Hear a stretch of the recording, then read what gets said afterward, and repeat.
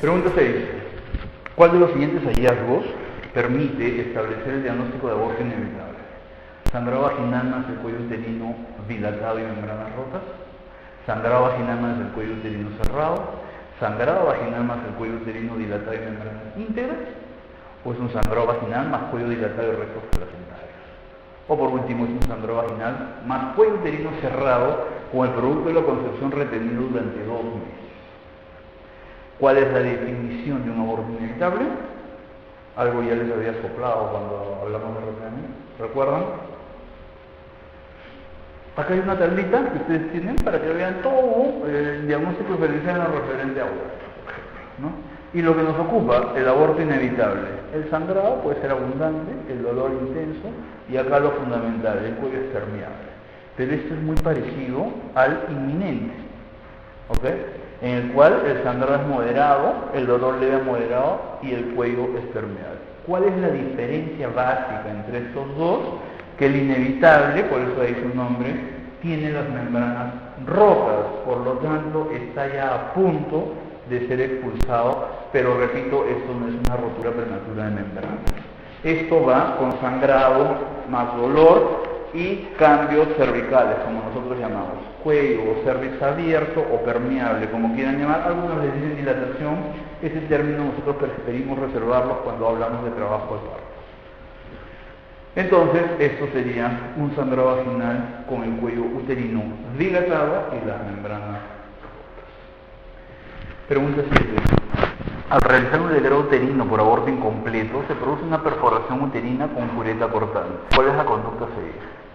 Administrar analgésicos, control de funciones vitales, hacer una laparotomía exploratoria, observación o transfundir sangre. ¿Qué hacemos?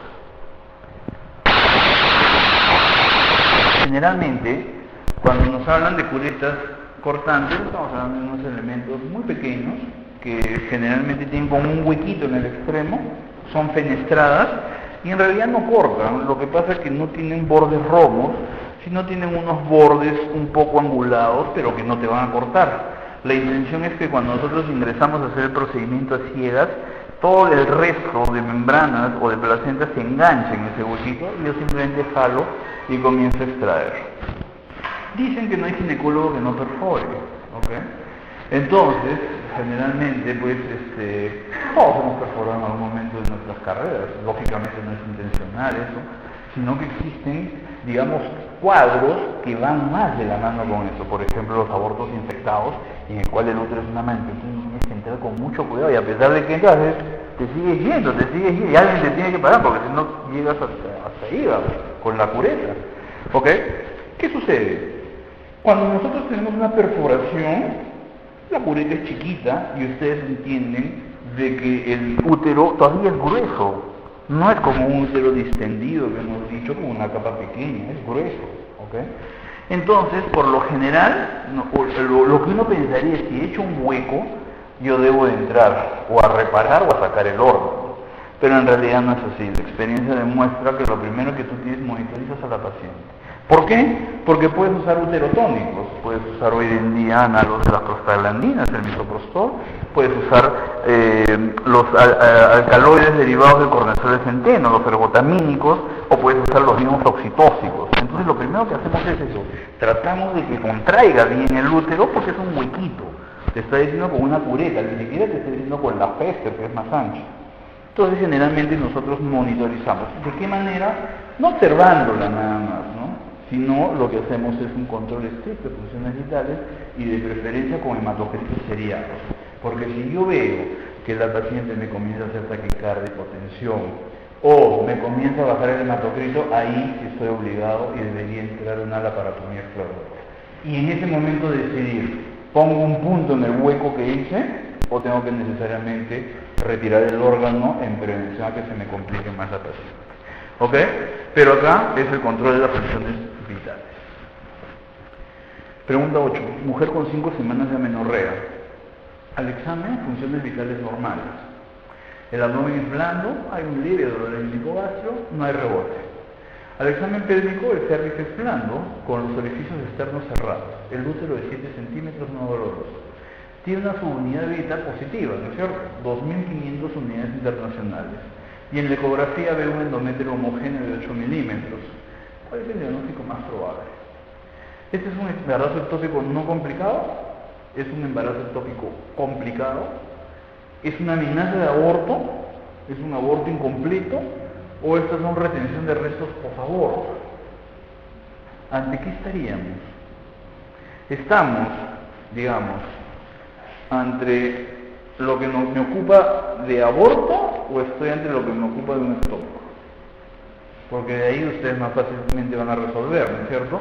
Ya me circunscribo a 2 alternativas o a 3 alternativas, y para efectos del examen también tiene que haber viveza. No se van a acordar de todo lo que nosotros tenemos que recordar en medida, es imposible. Entonces también tienen que aprender a resolver un examen. ¿Ante qué estaríamos? ¿Esto es algo que va con aborto o algo que va con ectópico? Con ectópico, ¿no es cierto? Sin embargo, repasemos un poquito lo que es su aborto, que es la expulsión del embrión o feto. La OMS lo define antes de las 22 semanas de la gestación. Cuando no tengo edad gestacional exacta, el peso es lo que nos diga. Los 500 gramos son, digamos, el sexo.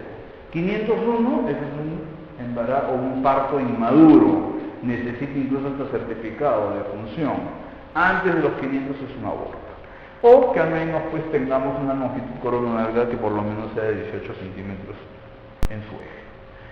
Nosotros, para una facilidad, para llegar más rápido a los diagnósticos, los clasificamos según su evolución clínica. No quiere decir que va a tener necesariamente que seguir esto, pero va desde la amenaza, pasando por el inminente, el inevitable, y el llamado consumado, que una de las alternativas daría eso, ¿cierto? El cual puede ser completo o incompleto. Y existe, digamos, un tipo especial llamado el retenido, o también algunos le llaman el frustro, en la cual no se demuestra que no hay actividad fetal, pero por alguna razón no se expulsa naturalmente eso, y al retenido los autores mencionan que son 4 semanas que ha permanecido ahí, y el frustro 8 semanas. Desde el punto de vista práctico clínico en realidad no tiene ninguna importancia. La amenaza de aborto es aquella que se presenta con sangrado, más dolor pélvico, ¿ok? Pero que yo demuestro que no hay cambios cervicales y demuestro que hay actividad, hay indemnidad de las bolsas, ¿ok? Y el aborto completo me va a 2 vertientes. Uno, consumado, me da 2 vertientes. El completo, en que se expulsa totalmente toda la gestación, es decir, embrión y anexo. Es raro, pero existe. Y el otro, el más común, es el incompleto, en el que por lo general se expulsa el producto, el embrión o el feto, y quedan retenidas membranas, la placenta, el cordón, etcétera, etcétera, y por alguna metodología o algún procedimiento yo tengo que culminar eso. Este es el más frecuente y generalmente a la ecografía nos viene con esta imagen endometrial en la cual yo veo pues un ensanchamiento del endometrio, pero no lo veo homogéneo, sino lo veo heterogéneo y lo veo con hiperrestringencias porque son todas esas membranas que han quedado retenidas. El ectópico es un embarazo que está fuera de su sitio, para que se entienda. No está donde le corresponde en la cavidad endometrial. Y puede estar a diversos niveles, sobre todo a nivel de la pelvis. Puede estar lo más común a nivel de las trompas, puede estar a nivel del cuello, a nivel del ovario, incluso a nivel abdominal o a nivel pélvico. Incidencia 1 sobre 100 embarazos, y esto sí me requiere un diagnóstico temprano mientras que no sea complicado, ¿ok? Cuando sea complicado es pues muy necesario que tengamos mucha posibilidad de diagnóstica, porque si no estas pacientes pueden fallecer por una hemorragia interna. El cuadro clínico va a ir de la mano sobre todo si está complicado o no complicado de acuerdo a la sintomatología que presenta. Quizás el síntoma más común es el dolor pélvico, aún cuando el embarazo no está roto, ¿ok? ¿Por qué? Porque de acuerdo con la localización, lo más frecuente hemos dicho que está en la trompa comienza a distenderse y eso trae como consecuencia dolor pélvico, que lo puede incluso identificar alguno de los lados. Puede haber un sangrado vaginal anormal, generalmente no llega a la hemorragia es interna. ¿Y esto a qué se debe? Aquí ese trofoblasto produce hormonas, está anómalamente en un sitio mal colocado, pero produce hormonas, las hormonas propias del embarazo, y el órgano blanco, el endometrio, responde a eso. Y responde, lógicamente, pues, con estímulos a nivel del endometrio con cambios residuales, a lo que se le llama el fenómeno de área cistela. Por lo tanto, yo puedo ver en un ectópico el endometrio grueso y homogéneo. Y es más, comienza a descamarse y la mujer duda si está ante una regla o ante qué. Pero como ese sangrado es diferente a la menstruación, entonces acude a la emergencia y se trata con dolor peor. Lógicamente, que debe haber un retraso menstrual, pero no en todas se comprueba eso. Hay mujeres que pueden estar aparentemente menstruando 2 meses, 3 meses y detrás hay un embarazo ectópico. Y lo que se podría encontrar es una tumulación pélvica, de preferencia en uno de los anexos, y ya pues cuando el embarazo se ha roto, se ha complicado, viene la paciente con sintomatología de choque, es decir, hipotensión, taquicardia, etc. Al examen físico, si la paciente está complicada, lo que hemos dicho, taquicardia, palidez de piel y mucosas, pero este cuadro no va con fiebre, lógicamente es un estado infeccioso y eso me lleva de la mano a hacer mi diagnóstico diferencial. El dolor abdominal puede estar localizado o generalizado, puede haber irritación peritoneal, sobre todo por la sangre que se vierte a la cavidad y la sangre irrita el peritoneo. Los ruidos hidroaéreos disminuidos, la masa anexial palpable que hemos mencionado, incluso el cervix va a ser doloroso, la movilización, similar a lo que ocurre cuando tenemos una enfermedad inflamatoria pélvica. Y el útero puede responder un poco también a esos estímulos hormonales, entonces de acuerdo al tiempo de retraso menstrual puede haber un aumento ligero del tamaño uterino. Y muchas veces el fondo de saco está ocupado. ¿Ocupado por qué? Por el mismo ectópico o ocupado por el líquido libre de la sangre o los coágulos que se almacenan, digamos, en este declive que normalmente tiene la mujer en la pelvis.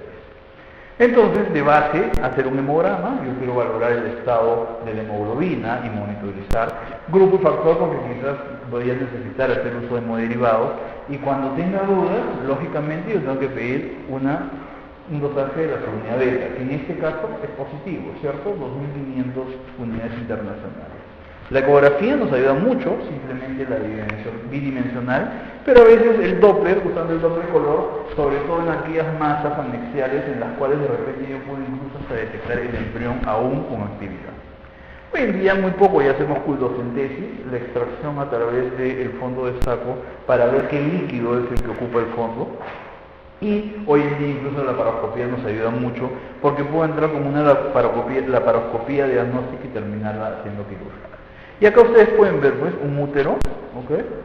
Con un endometrio homogéneo y grueso, y en uno de los anexos incluso un saco gestacional con un botón embrionario, es decir, un embarazo ectópico en este caso no complicado. E incluso el tratamiento pues es diferente, la base es lo quirúrgico, pero puede haber tratamiento médico para aquellos embarazos no complicados, que no están chocadas las pacientes, que se constata pues que no se ha roto, y de base el quirúrgico para el complicado y el no complicado, de acuerdo a las diferentes vías, por la laparotomía, por la laparoscopía, etc. Por lo tanto, eso es un embarazo ectópico no complicado. ¿Okay? Pregunta 9. Plinicie estañosa con 42 semanas que presenta pérdida de líquido amniótico meconial espeso desde hace 1 hora. El cervix se encuentra permeable y los latidos cardíacos fetales de 132 por minuto. ¿Cuál es la conducta obstétrica más adecuada? Inducimos el parto con oxitocina en este caso, realizamos una cesárea de emergencia, o inducimos el parto con misoprostol, o esperamos el inicio espontáneo del trabajo de parto. O damos oxigenoterapia y luego hacemos la inducción. ¿Qué haríamos? ¿Cuál es el diagnóstico en primer lugar de esta señora? Fuera de lo que es añosa. ¿Ante qué estamos? Ante un embarazo prolongado, ante un postdatismo. Lo máximo que se permite es las 42 semanas y ella está cumpliendo. Y fuera de eso, ¿tendríamos algún otro diagnóstico? Quizás esta paciente esté con un sufrimiento fetal crónico reagudizado. ¿Okay? Si bien el problema me dice que en este momento los latidos están dentro del límite normal, es decir, entre los 120 y 170 latidos, hay un elemento importantísimo acá que me dice, tiene un líquido amniótico meconial espeso, lo que nosotros conocemos como el puré de arvejas, en el cual el feto, por mecanismo de defensa, a recibir estímulos vagali de su propio cerebro, a relajar esfínteres y suelta el meconio, y ese meconio se licúa en el líquido amniótico de ese aspecto. Esto no es un signo patognomónico del sufrimiento fetal, pero es un signo ominoso. Y nosotros en obstetricia, cuando vemos eso, nos asustamos rápidamente porque decimos, en cualquier momento pierdo al producto de la gestación. Entonces, si tiene 42 semanas, por ejemplo, ¿esperaré el inicio espontáneo del trabajo de parto? No, es cierto. ¿Indicaría la inducción por oxitocina o por misoprostol? ¿Ustedes creen que este bebé les va a resistir el trabajo de parto? No, es cierto, ya me avisó. ¿Oxigenoterapia indicaría? Si fuera oxigenoterapia sola. Dentro del manejo de sufrimiento está bien, tú debes de darle oxigenoterapia a la mujer para intentar llevar un poco más de oxígeno a través de su sangre al feto. No vas a contrarrestar el estado ya acidótico que debe tener ese feto, pero en algo puedes ayudar. Pero lo fundamental acá, ¿cuál es? Yo tengo que culminar el embarazo. Tengo que indicarle que es una cesárea de emergencia de esta mujer. Primigestañosa que ni siquiera está en trabajo. ¿Ok? Pregunta 10. ¿Cuál de los siguientes exámenes de ayuda diagnóstica es más utilizado para confirmar un retardo de crecimiento intrauterino? A. Lactógeno placentario. B. Amniocentesis. C. Tomografía axial computarizada. D. Resonancia magnética. O E. Una ecografía obstétrica. ¿Cuál es lo que más usamos? Anteriormente, el lactógeno placentario es una hormona muy importante que produce la placenta, y en una época se usó para valorar y cruzar información. Sin embargo, hoy hemos avanzado tanto en algunas otras tecnologías que ya prácticamente se ha dejado de lado. Nadie usa lactógeno placentario para llegar o confirmar el retardo de crecimiento. Entonces, básicamente, cuando yo pienso o creo que estoy ante un retardo en crecimiento, lo ideal es que yo tenga una fecha de última regla correcta, lo cual es muy difícil según la experiencia en nuestro medio, en las cuales las mujeres no saben exactamente su fecha de última regla y comienzan pues a haber divergencias entre lo que yo encuentro y lo que me dice la gestante. ¿Por qué? Porque esto me ayuda básicamente cuando yo cruzo la edad gestacional en semanas con la altura uterina en centímetros, y me debería caer entre el percentilo 90 y el percentilo 10 para yo decir, esta gestación o este producto está creciendo adecuado. Por lo tanto, lo que más usamos nosotros es la ecografía. Y la ecografía acá valoramos estos 4 parámetros: el diámetro biparietal, la circunferencia cefálica, la abdominal y la longitud femoral. Usando esta mezcla de estos 4 parámetros, el ecógrafo tiene un programa, le damos los datos, él los procesa y nos da una edad gestacional. Lo ideal sería que si nosotros no tenemos fecha de última regla, deberíamos de tener una ecografía precoz que me determine la longitud coronal antes de las 12 semanas. ¿Para qué? Para que yo tenga un máximo de error de 1 semana. ¿Por qué? Porque cuando avanza la ecografía, al segundo, incluso al tercer trimestre, el error puede llegar a ser hasta de 3 semanas. Entonces yo tengo un más menos 3 y eso me distorsiona finalmente el diagnóstico. Sin embargo, los parámetros usados es el diámetro biparietal, de tabla externa a tabla interna, la circunferencia cefálica, la longitud femoral a nivel del muslo fetal, y uno de los más importantes, la circunferencia abdominal, que se toma en un corte transversal, sobre todo a nivel del parénquima hepático, porque se supone que el hígado es el órgano de almacenamiento del feto de energía, ahí almacena el glucógeno. Entonces, lógicamente, cuando ya lo necesita y lo va almacenando, esa circunferencia va creciendo. En cambio, en los bebés, cuando hay un problema, en los fetos con algún problema de retardo, esa circunferencia no crece. Sin embargo, los 4 parámetros son los que se valoran, y el ecógrafo me da una edad gestacional, entonces yo lo cruzo con cómo ha ido creciendo la altura uterina o con la fecha. Existen 2 retardos, o 2 tipos de retardos básicos. El simétrico, en el cual el producto es concordante, es decir, todos sus segmentos son concordantes, ¿no es cierto? Nosotros, normalmente individuos, tenemos una cabeza chiquita para un cuerpo grande. Igual el feto debe salir así. El problema es que el otro retardo es el asimétrico, en el cual hay discordancia, como que tiene mucha cabeza para muy poco cuerpo. Entonces ahí los parámetros biométricos por sí solos ya no me sirven. Entonces, ¿qué hago? Hago estas relaciones, sobre todo circunferencia cefálica sobre la abdominal o longitud femoral sobre la circunferencia abdominal. Y la otra parte de la ecografía, la flujometría o el análisis de la onda Doppler, la reservo no para el diagnóstico del retardo, sino para el diagnóstico del estado acidótico. ¿Por qué? Porque estos fetos se pueden complicar en algún momento y eso es lo que me va a determinar en qué momento debo de extraerlo antes de que llegue a perder el producto.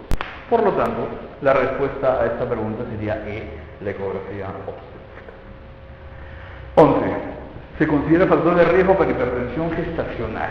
Edad entre 25 a 30 años, la nulípara añosa, el antecedente de aborto, el índice de masa corporal menor de 20 kilogramos por metro cuadrado, el estatus socioeconómico medio alto. ¿Cuál es el factor de riesgo de entre todos esos? De repente hay dos, tres, hay unas preguntas que tienen hasta dos alternativas.